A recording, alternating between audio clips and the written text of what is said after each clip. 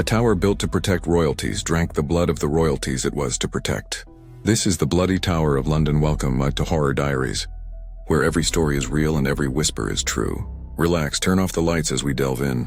Before we start, please press the subscribe button and like this video.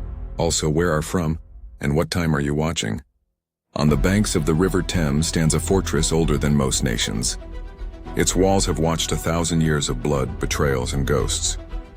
They say the stones remember everything, every scream, every prayer, every secret execution whispered away beneath the crown. This is no legend. This is the Tower of London, a place where history itself refuses to rest. They built it to protect a king, but it became a prison for his enemies, and sometimes for his own family. Chapter 1: The Birth of the Tower. The story begins in 1078. William the Conqueror, fresh from victory at the Battle of Hastings, ordered a fortress to be built at the heart of his new kingdom. A symbol of power, a warning to those who dared defy him. He named it the White Tower. Back then it gleamed with pale limestone imported from France. To the conquered English, it was not a fortress but a threat, a cold promise that their new ruler's gaze never left them. Over the next centuries, the tower grew, walls within walls, battlements, dungeons. Each monarch added their own touch. King Richard strengthened the gates, Henry III turned parts into royal apartments, and Edward the Pern expanded the outer curtain walls. But even then, the tower was never just a palace. From the very start, it was a place of fear. Prisoners of war, traitors, and political rivals, all brought here to vanish quietly. The walls held secrets that could never reach the outside world. By the 12th century, whispers had already begun. Guards spoke of hearing voices in the dead of night. A woman weeping near the river stairs. Footsteps in corridors long after curfew. No records explained it. But even then, the tower's reputation was growing. A fortress by day, a haunted tomb by night. Centuries later, the tower became the stage for royal executions, betrayals, and torture that defined Britain's darkest history. But from its very birth, it carried an omen, because the first men who built it never left. Archaeologists have long noted the strange discovery. When foundations were excavated centuries later, fragments of human bone were found buried beneath the earliest stones, likely the remains of laborers who died during construction, sealed inside the walls as part of medieval superstition. They believed sacrifice strengthened the walls, but perhaps it only cursed them. To this day, night guards report hearing the clang of unseen hammers from deep within the White Tower's base. No one is ever found there, and no modern work has been done in those chambers for decades. The Tower of London was born in conquest, and its birthright was blood. Even before the first prisoner walked through its gates, the hauntings had already begun. Question time 4. Kings' names were mentioned. What are the names? Drop in the comment box. End of Chapter 1. Chapter 2. The Executions. Blood on the Stones. By the 1500s, the Tower of London was no longer just a fortress. It had become the stage for a grim tradition, a theater of death where betrayal and royal blood were put on display. Not all executions at the tower were public. Most were hidden within its walls, silent, efficient, and reserved for those whose deaths needed dignity. But the stones remember every cry, and the ghosts of those who fell here never left. On May 19, 1536, Queen Anne Boleyn, the second wife of King Henry VIII, was led through the tower grounds. She had been accused of treason, adultery, and incest, crimes she almost certainly did not commit. Her final walk was quiet. Witnesses said she carried herself with grace, repeating prayers softly as the guards escorted her to the scaffold. She asked for forgiveness for those who condemned her, saying, "I pray God save the king, for he is a good and gentle Lord." Then she knelt, and with one swift stroke from a French swordsman, her life ended.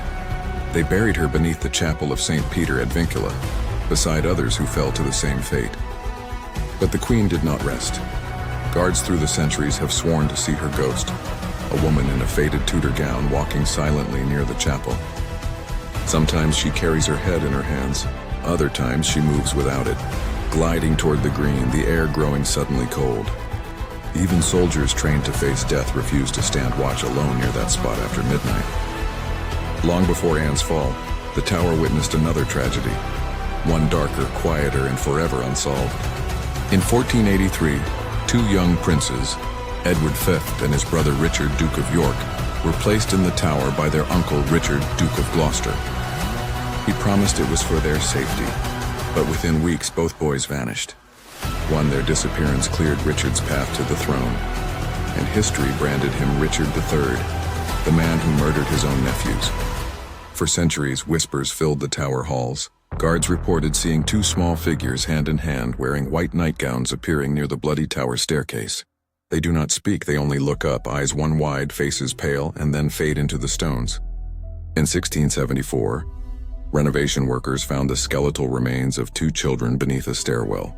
They were quietly buried in Westminster Abbey. But even now, many believe the princes never left the place where they died. In 1554, another royal walked the Tower Green. Lady Jane Grey, England's 9 days queen. Only 16 years old, she was crowned against her will after King Edward VI's death. But her rule lasted just over a week before Mary Tudor took back the throne. Jane was imprisoned within the tower. Witnesses say she spent her final days reading scripture and writing farewell letters to her family.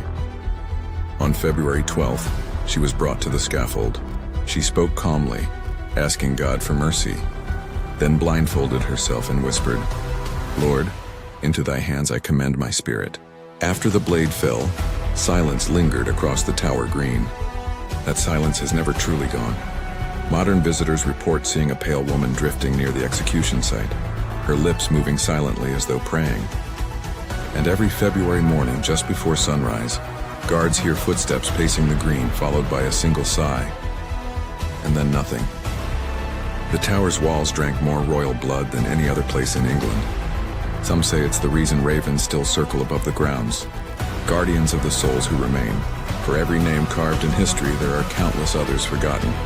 Servants, prisoners, guards, each one leaving behind an echo, a breath, a flicker of memory. The stones are heavy with it. When night falls and the tourists are gone, the tower breathes again, and the whispers of the condemned rise through the cold London air. Question time. Who was the last royal killed in the tower in 1554? End of Chapter 2. Chapter 3. Royal Betrayals and Ghosts. In the Tower of London, loyalty was a word written in blood. Every royal betrayal echoed through these walls, and even centuries later, their ghosts still walk here, trapped between crown and curse. The ghost of Henry VI. On the night of May 21, 1471, King Henry VI prayed alone inside the Wakefield Tower. He had lost everything. The Wars of the Roses had crushed his reign, and Edward IV had reclaimed the throne. That night, soldiers entered his chamber. He was murdered as he knelt in prayer, stabbed through the heart, his blood staining the stone floor. When the guards found his body, his expression was described as peaceful, but his presence never left. For centuries, yeoman warders, the tower guards, have reported the same scene repeating every May 21st at midnight. A flicker of light in the Wakefield Tower. Then a figure appears. A tall man in robes, head bowed, lips moving silently in prayer. And when the bell strikes 12, he vanishes. Many say it is Henry VI, forever reliving his final moment, still praying for a peace his kingdom never gave him. The death of Margaret Pole, 1541. The tower has witnessed countless executions, but few as brutal as that of Margaret Pole, the Countess of Salisbury. At 67 years old, she was accused of treason by Henry VIII, her only crime being the mother of the king's enemy. She was led to the scaffold on May 27, 1541. When she refused to kneel, the executioner panicked. His blade struck her shoulder, not her neck. She screamed, running in circles as he hacked at her again and again. 10 blows before she fell. Her body was buried beneath the chapel, but her soul remained restless. Witnesses through the 19th century claimed to see her ghost running across the green, reenacting her desperate attempt to flee death.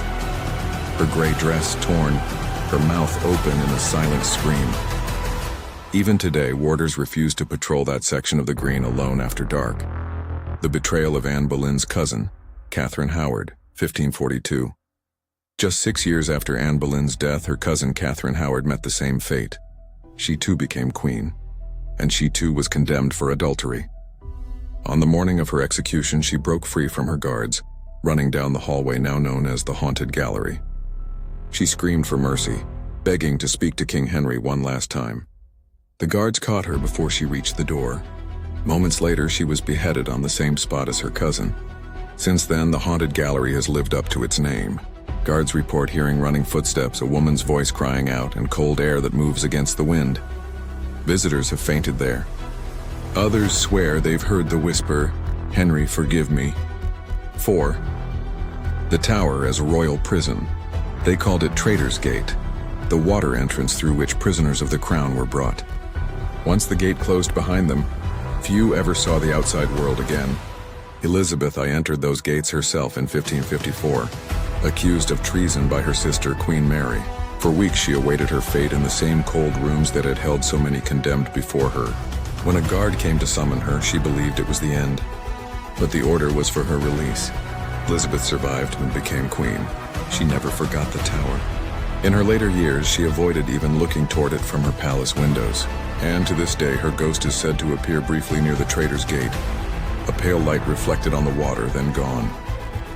Royalty and ruin were born side by side within these walls. The Tower of London was built to protect the crown, but instead it devoured it. The screams of kings and queens, of traitors and innocents still hum beneath the stone. And when the night wind passes through the courtyard, it carries with it the quiet sound of history, a reminder that the tower does not forget its own.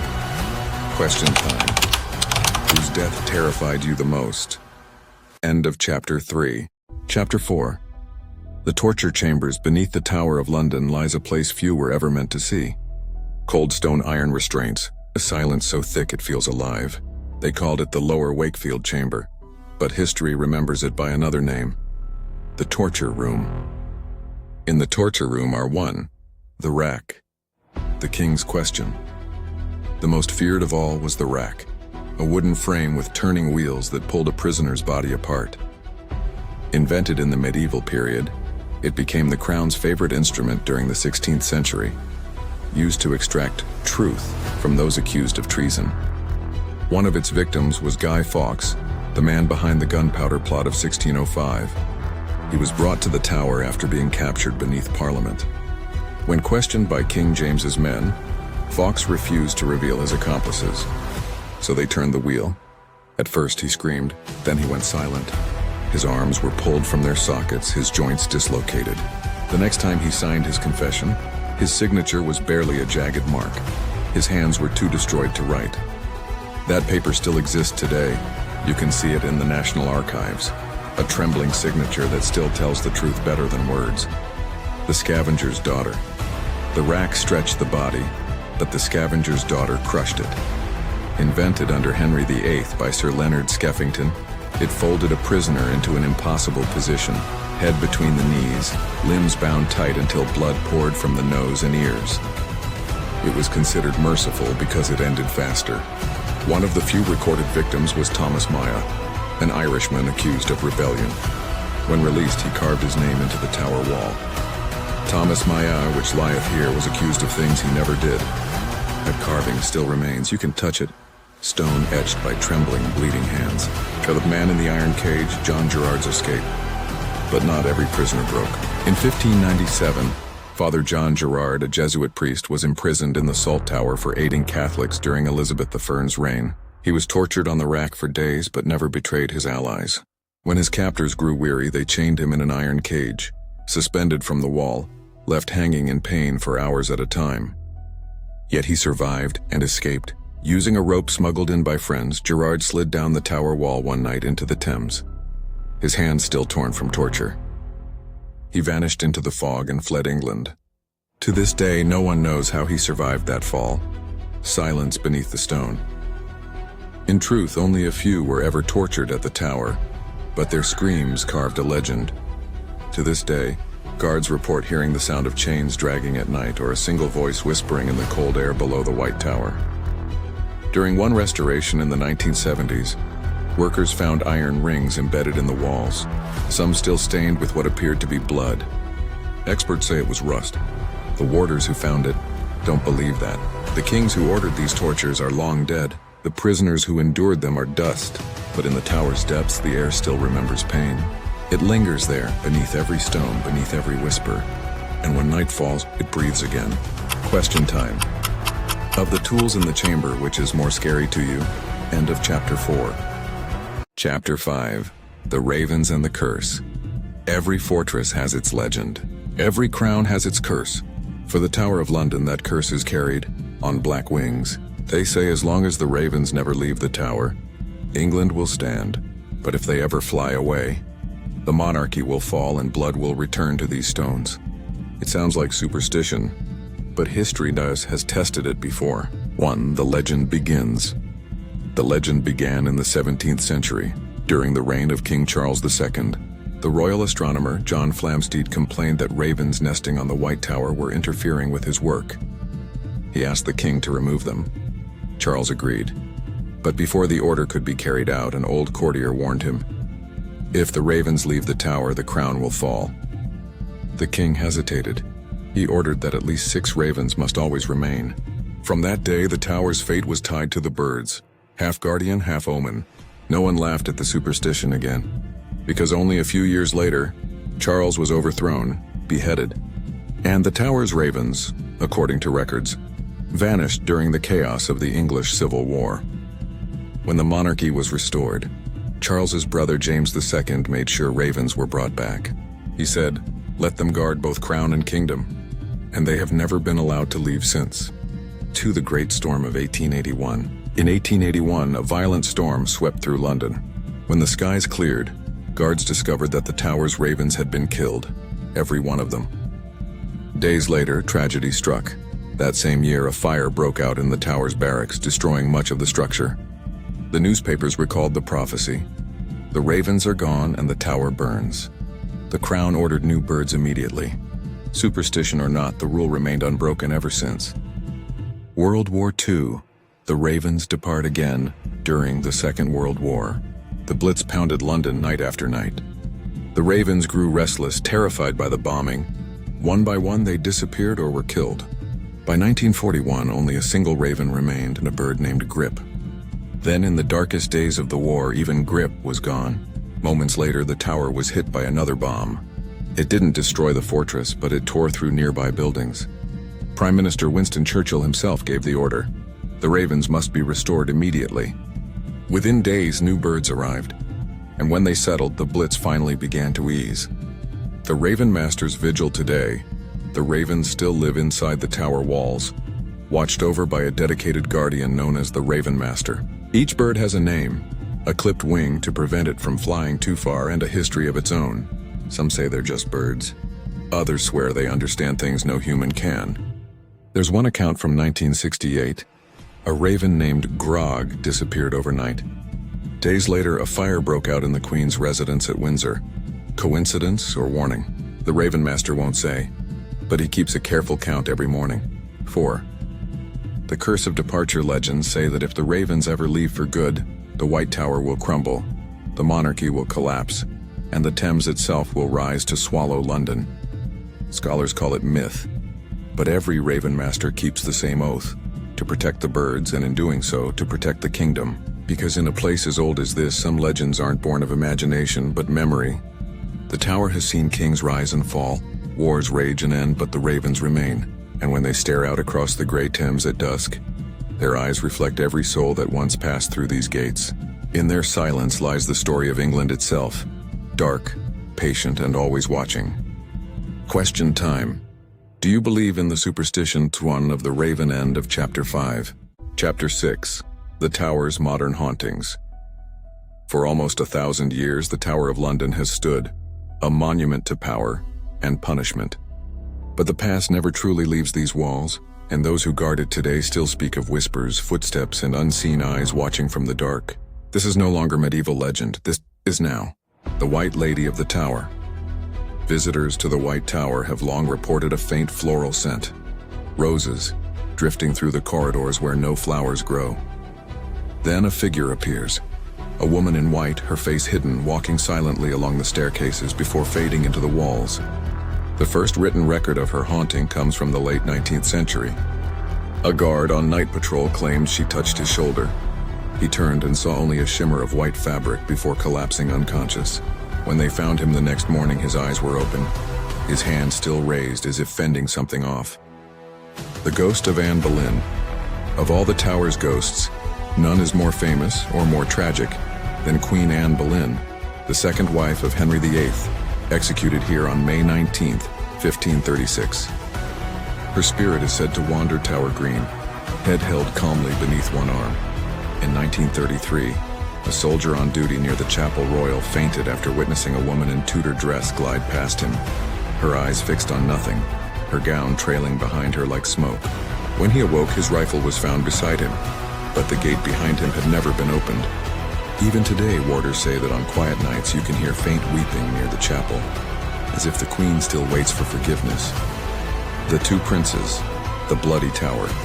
The most haunting story of all belongs to Prince Edward and Prince Richard, the two young sons of King Edward IV, who vanished inside the tower in 1483. Their uncle, Richard III, took the throne. The boys were never seen again. Centuries later, in 1674, workers digging near the White Tower discovered a wooden chest. Inside were the bones of two children buried beneath the stairs. Since then, the Bloody Tower has never been quiet. Guards report hearing laughter, footsteps running through locked rooms, and once a voice whispering, "Please, let us out." The soldier at Traitor's Gate. In the 1970s, a yeoman warder patrolling near Traitor's Gate saw what he thought was a fellow guard, a man in armor standing beside the water, watching the tide. He called out, but the figure didn't move. When he approached, the armored man turned slowly, revealing a hollow face beneath the helmet. The warder fled, and when he returned with others, there were only wet footprints leading into the river, and then nothing. The modern recordings in 2003. A motion sensor in the tower's museum triggered after hours. When guards reviewed the CCTV, they saw a tall figure dressed in black Tudor robes crossing the corridor. No one had entered or exited. Infrared confirmed no living person was there. Experts blamed dust, but those who worked the night shift know better. Some say the figure was Thomas Becket, the murdered archbishop whose ghost once appeared here in the 13th century, striking down part of a wall built in his name. Others say it was one of the condemned, still pacing the halls waiting for dawn that never comes. The Tower of London stands as one of history's greatest fortresses, but it is also a graveyard of time. Every brick remembers, every gust of wind carries a whisper of the condemned. Tourists come and go by day, but when the gates close and the true residents awaken, the kings, the prisoners, the betrayed, and their voices rise softly through the stone, a warning to those who forget what power costs. Question time. Which modern haunting of the tower fascinates or terrifies you most? End of Chapter 6. The Tower of London has watched nearly 1,000 years of history unfold. It has seen kings crowned and kings destroyed, truth twisted into torture, and silence broken by the screams of the forgotten. Its stones have tasted royal blood. Its walls have swallowed confessions whispered in fear, and its shadows, they still move even when no one walks there. Some say the tower is haunted, others say it's simply history refusing to die. But listen closely and you'll understand. The two are not so different. Every night the gates close and London sleeps. But inside these walls the tower never truly rests. The past still walks here, in armor, in chains, in whispers and wings. And if you ever visit after dark, stand still and listen, because the Tower of London is still alive. History never dies, it only waits to be heard. Horror Diaries, if you made it this far, then you've heard the echoes of the tower. But this is only one of the many places where history refuses to rest. There are darker stories waiting. True stories hidden behind walls and beneath graves forgotten by time. So if you crave more true horror, subscribe to Horror Diaries. Turn on your notifications and join me as we walk through the shadows of the past, one true story at a time.